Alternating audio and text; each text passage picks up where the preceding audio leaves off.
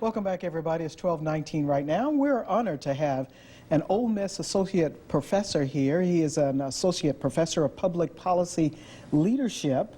He is going to be the guest at the Philosophical Friday speaking engagement at Southern Miss today. We have with us Dr. Eric Thomas Weber. Glad to have you, sir. Thank you for having me here. You're welcome. You have a book here. You're going to do a signing, but the gist of what you're going to talk about today, what is it all about?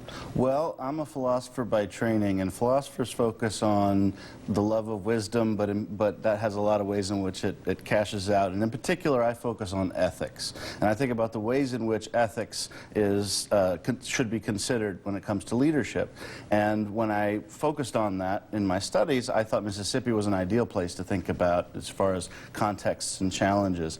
And in considering the challenges for the state of Mississippi, it seems to me so many of them can be addressed if we begin working on the issue of unity, addressing the things that divide us so thoroughly.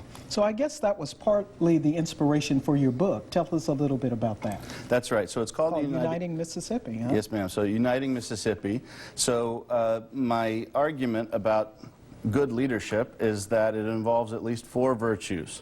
One of them is wisdom, another is courage, the third is moderation, and the fourth is justice. And the one about moderation is key for getting unity. It brings people together. It tries to keep people from being too extreme such that they can't agree.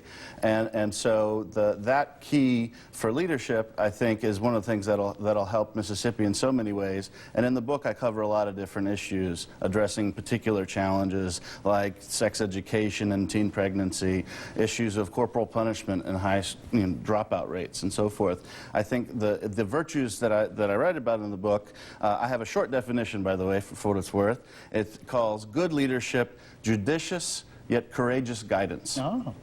And of course, I have to explain what all I mean by that, but that's why I wrote the book. You'll do that at 2 o'clock today, yes, right? You're going to be on the main campus. That's at 2. It's at the Gonzalez Auditorium. Correct. On the main Hattiesburg campus at Southern Miss. Well, it's a pleasure to have you today. Thank you so much for having me. You're so welcome.